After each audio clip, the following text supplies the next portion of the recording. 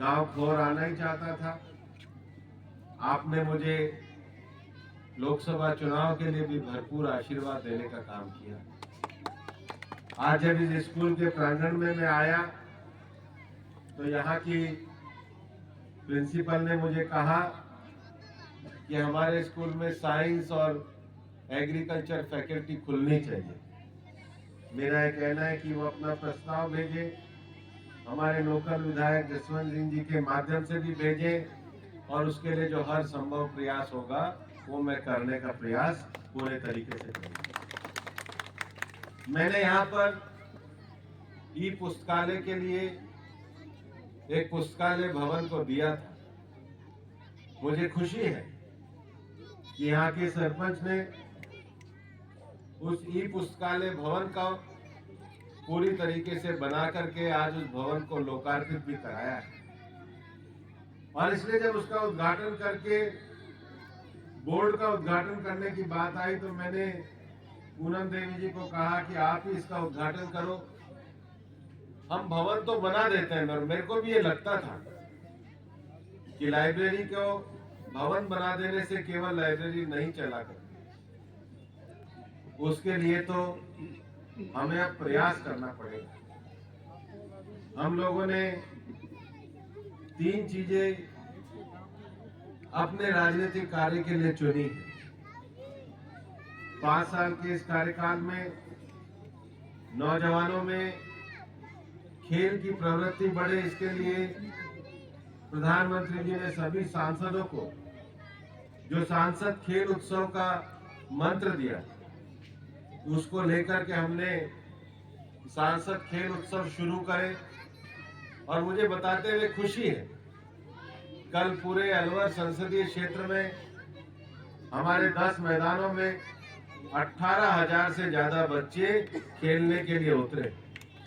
हम सोच नहीं सकते 18,000 बच्चों को इकट्ठा नहीं कर सकते, अनुशासन में इकट्ठा नहीं कर सकते। सारे दिन इनके चक्कर में सब टीवी, मीडिया, सोशल मीडिया इसी में लगे रहते हैं। सब छोड़ के जब नौजवान दौड़ना शुरू करे, खेलना शुरू करे, और केवल लड़के नहीं, लड़कियों की भी जो टीम है, चाहे खो खो में हो, कबड्डी में हो, बास्केटबॉल में हो, कहीं भी किसी मुकाबले में कम नहीं। दूसरा काम हमने वुमेन सेल्फ हेल्प ग्रुप के लिए, महिलाओं के रोजगार को बढ़ाने के लिए, प्रधानमंत्री जी के लखपति दीदी अभियान को बढ़ाने के लिए कर रहे हैं। तीसरा विषय जो ई लाइब्रेरी का है, मेरा ये मानना है, और हमने इसका नाम भी दिया है ई गुरुकुल युगानुकुल। सरकारी स्कूल में तो सब पढ़ने जाते हैं, लेकिन गांव के पास एक ऐसा सामुदायिक भवन होना चाहिए जिस भवन में हम आकर के 1 घंटे 2 घंटे का समय मांगे, और केवल वहां पर जो पूरा डिजिटल दुनिया भर में जो एक्सेस है, उस एक्सेस के बारे में, अपने प्रोफेशन के संबंध में, अपने पढ़ाई के संबंध में, अपने एग्जाम के संबंध में जानकारी प्राप्त कर सकें। और इसलिए हम जो ई लाइब्रेरी चलाते हैं उसमें आप सारी जानकारी प्राप्त कर सकते हो, पर आप सोशल मीडिया पे नहीं जा सकते। हमने उस कंप्यूटर को रखा ही ऐसे, अपने एग्जाम की तैयारी करने का कोर्स उसमें प्राप्त कर सकते हो।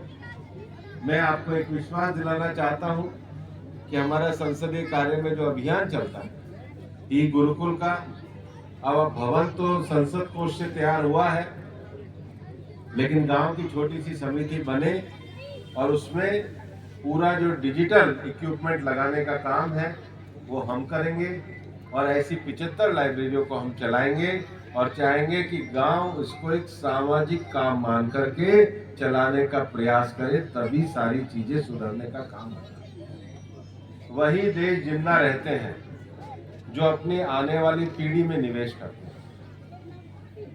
आप मान के चलो, ये जो 60 साल पहले शहादत दी, भारत की सेना का नाम रोशन किया, आज 60 साल बाद हिंदुस्तान किस तरक्की के मुकाम पे पहुंचा। आज हिंदुस्तान अंतरिक्ष में जा रहा है, अंतरिक्ष की नई टेक्नोलॉजी को हम लोग प्राप्त कर रहे हैं।